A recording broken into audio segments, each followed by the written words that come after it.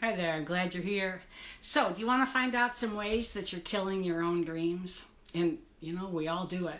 And it is so commonplace that we don't even realize that we're doing it. And so that's what I want to do today, is be an eye-opener for you so you can start to see some of the ways that you're sabotaging yourself and killing your dreams. So I'm Sue Yelvington, and I help widows who are stuck in grief and have lost their zest for life to find their new normal, and often we need help getting there. So that's what I do. I help people widows find their new normal. So how often do you, hey Kevin, how often do you feel like life is knocking you down and bringing you one more thing? Good morning, Fred, or noon. Oh, it's noon. Good afternoon. So why isn't things aren't working out for you when you've got these dreams? If you're still dreaming, because I know a lot of people that have given up on their dreams and aren't living that way. And by the way, if you're on the replay, I will still respond to comments, and I love your likes and hearts and things like that. So I do go back periodically and see what the comments are and how maybe I've got something useful for you. So so today I'm gonna teach you some valuable tips on how you're sabotaging your own results. And I think it's really important. Hi Annie. I think it's really important that you not beat yourself up for it. And I think we do way too much of that. How come I can't get what I want? There's something wrong with me. No, we have been trained improperly to get what we want. And it takes a lot of effort to buck that. Okay? So ask yourself, oh, yes, Annie, you keep talking about it. Just tell me a day, girl. It'll be fun. I like to go play. Play is my favorite thing. And this is play for me. I love this topic.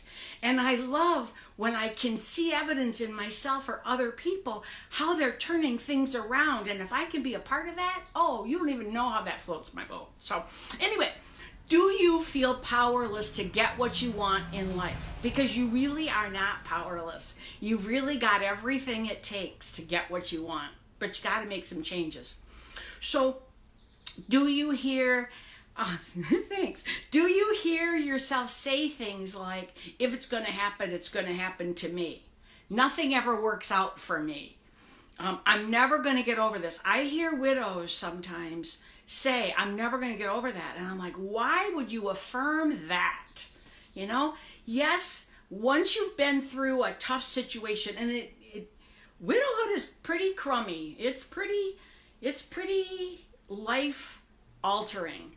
And there are lots of things that are life altering, but they can alter you in a way that makes your life better, that makes you a better contributor, and makes you more of who you really are, and it cuts away the crap that we all feed ourselves. But if you're saying those kinds of self-sabotaging phrases, you're undermining yourself before you even got going. And I'm going to talk about that in a little while. I'm going to give you an assignment, okay? We'll see if anybody does it. Do you catch yourself? Put this in the comments, please. Do you catch yourself saying self-sabotaging things to yourself? And if so, what? It might be helpful for people to hear or read your thoughts and comments, because it makes them, we like to know that we're normal, even if normal isn't working. Like, oh, I'm not the only one doing this. If she can overcome it, I can overcome it. And that's kind of how I've always lived. If I can see a glimmer of someone doing what I want to do, that means I can do it as well. So have you ever heard the phrase, argue for your limitations and they're yours? It's true. When you start saying why you can't do things and all the things that are wrong with you or in your circumstance, and you're arguing for these limits on your life, okay? Why do you want to do that? And we all do it. I teach this, I practice it, and I'll catch myself doing that. It's part of being human. We can't all be 100% of the time. Hi, Charlene. I loved your voting pictures. Thank you. And I'd love to know your self-sabotaging ones. What you send to the universe, this is Annie, what you send to the universe, like negative thought, the universe sends back. I agree, yes. And so many do that. And that's part of why, Annie, it's so second nature, because we hear that more than we hear the other. And it's just like, when computers were first getting popular or whatever, they talked about garbage in, garbage out. It's the programming that determines how the computer is going to work. And if you've got programming that is sucking the life out of your life, you're not going to get what you want. So you got to deprogram or unprogram, but you can't leave a void. You can't just take something out and you can't take the negativity out and not put something in its place. You got to put the positivity in there. And I'm not I am sort of talking Pollyanna. Pollyanna stuff works, Hi, Terry. So, common phrases that we use and we don't even think about are I can't, I'm afraid, I don't, I shouldn't, I couldn't. Those phrases are dream killers. And it's interesting, years and years ago, people described me as fearless. And I get that description a lot because I can be kind of bold and do things when I really am focused and when I know that I know, I'll just do it, okay? But it was interesting as I was getting that feedback and I was thinking about my thoughts, and I started paying attention to the words that were coming out as a result of my thoughts. Hi, Monica, glad you're here. I realized how often I said I'm afraid. Like I'd say, well, I'm afraid if I did that, blah, blah, blah. And I'm afraid of it. And it was a common phrase in my life. And now I make a conscious effort to change those kinds of words. And so I want you, this is your assignment. I want you to, between now and Wednesday, and I'll tell you why Wednesday is important, but between now and Wednesday, I want you to jot down some of the self-defeating thoughts that you say or think. And sometimes you're trained enough that you don't say them, but they're there in your head. And you hear this thought in your head and you're like, did that even come from me? Years ago, I've told this story before, years ago I had done a series of workshops learning this and releasing what's called cellular memory. So all the stuff that happens, it's like muscle memory, but it's in your cells. And one morning I was getting ready and I heard myself call myself a loser. And I'm like, all this work and you said that to yourself? And I stopped what I was doing and I went and did a process on it to clear that out. And I've never had that since.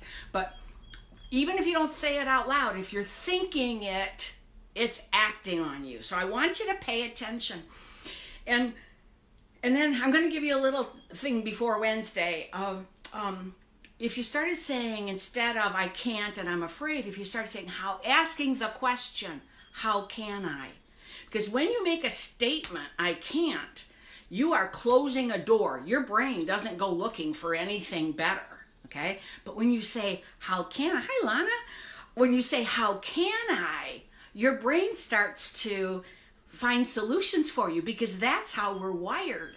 So doing this assignment that some people might grumble like, homework or whatever, but doing this assignment is going to create an awareness for you that can get you to start undoing those thoughts and those common phrases and start empowering yourself and getting more of what you want.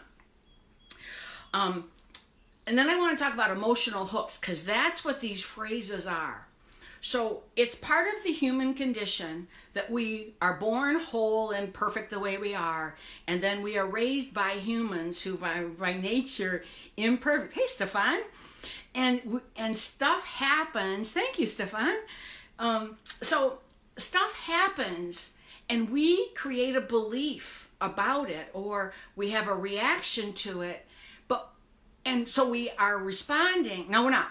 Responding is when you have a choice. Reacting is when you just do it. That knee-jerk reaction. If the doctor hits your knee with that thing, that little hammer thing, your knee moves. That's a reaction. A response is when you can make a logical choice and step away from or out of the emotion to choose what you want to do. And most of us aren't doing that.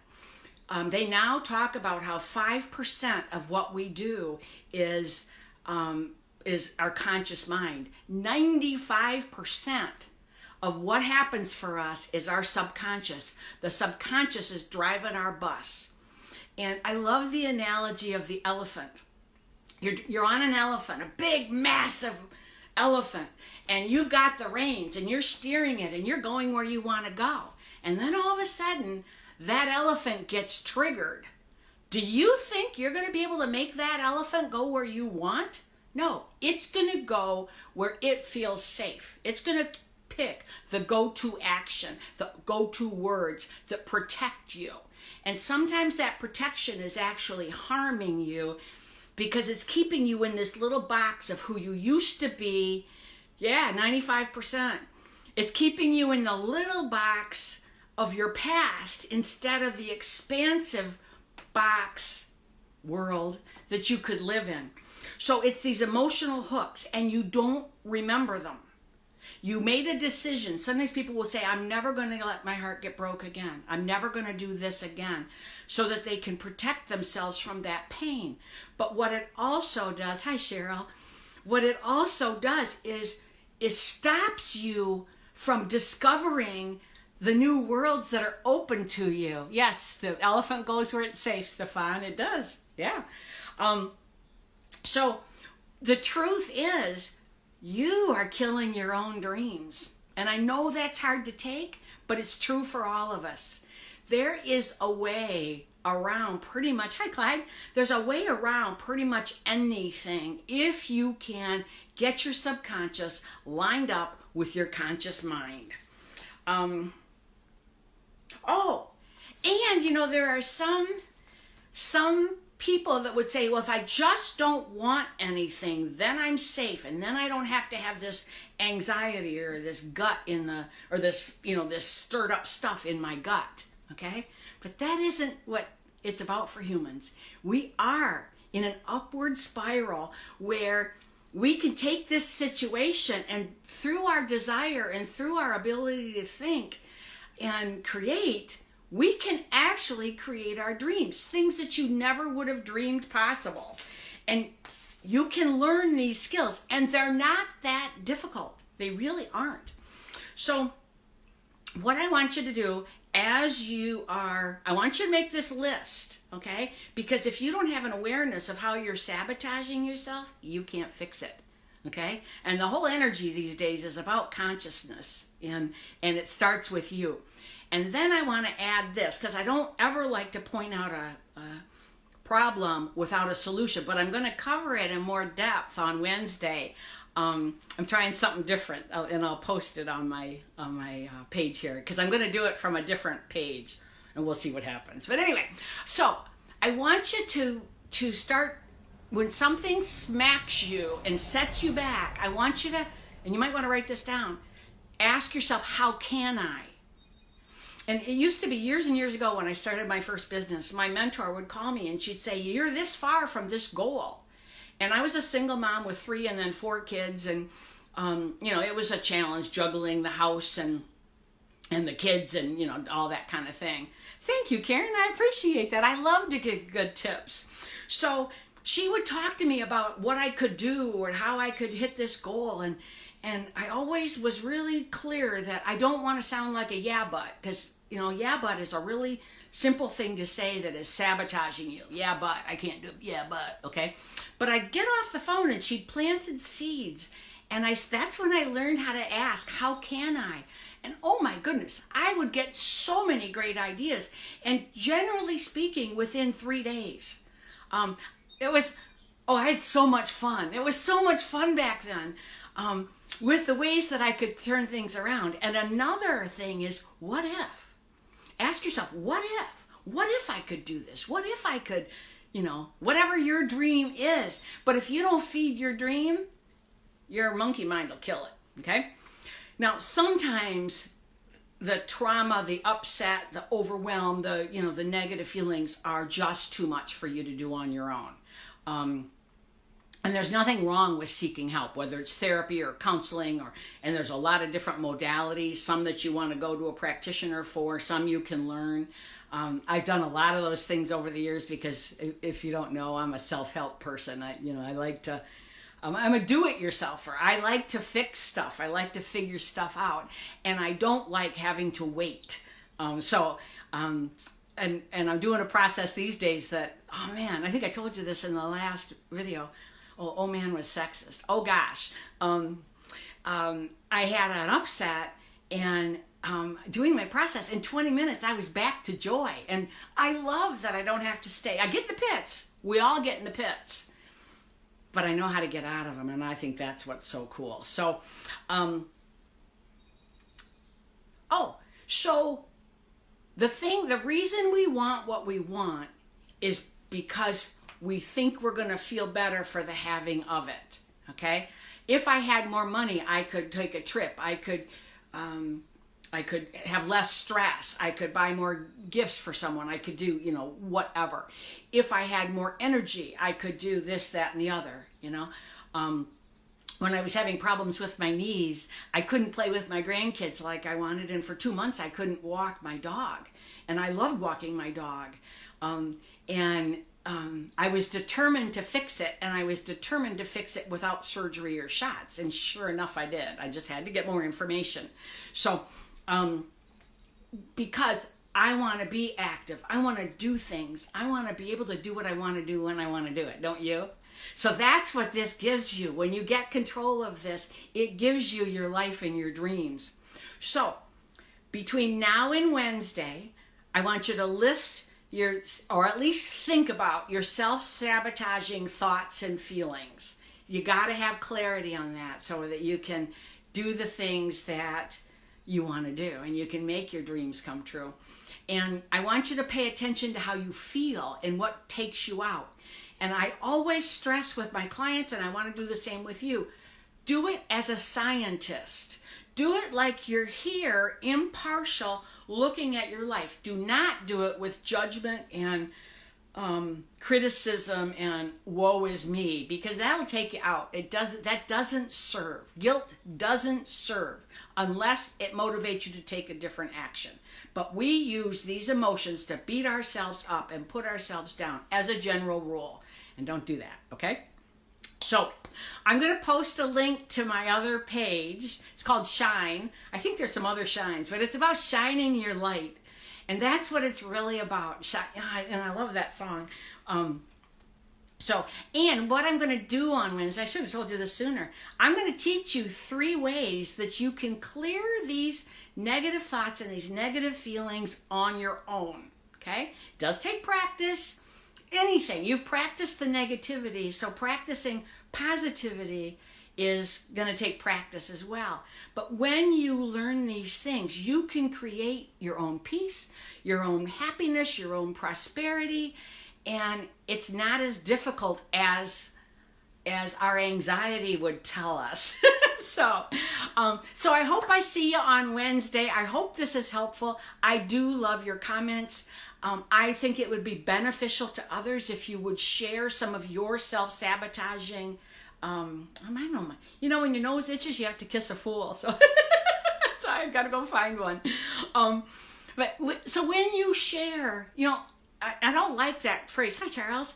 I don't like that phrase, misery loves company, because I don't think that's what it is. I think we want to know that other people are thinking and going through the things we are, so we don't feel alone and we don't feel like there's something wrong with us, because there's a mentality that we often do that says there's something wrong with me, but there isn't. You are perfect as you are. What happens is bringing more of you up and out.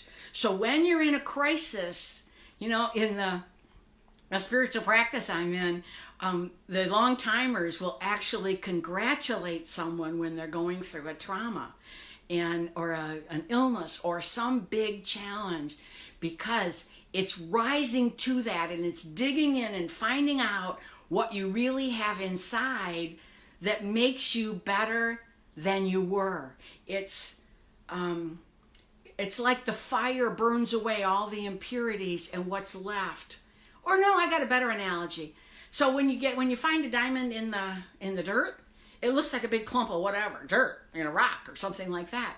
But the jeweler that can see the rock and chip away the stuff that is extraneous and that's blurring the beauty, and then you get this gorgeous diamond. And you are a diamond in the rough. And what I'm going to share on Wednesday is going to help you get rid of the crud that's blocking the shine and glow that you are. And so I hope you'll join me on Wednesday. I hope this is useful, and share this with someone you think might benefit. I've had a lot of people share these, and people that they've shared with have really benefited, and that's my whole point. So anyway, thank you for being here today. I will look forward to Wednesday with you, and I hope your day is beautiful. Take care.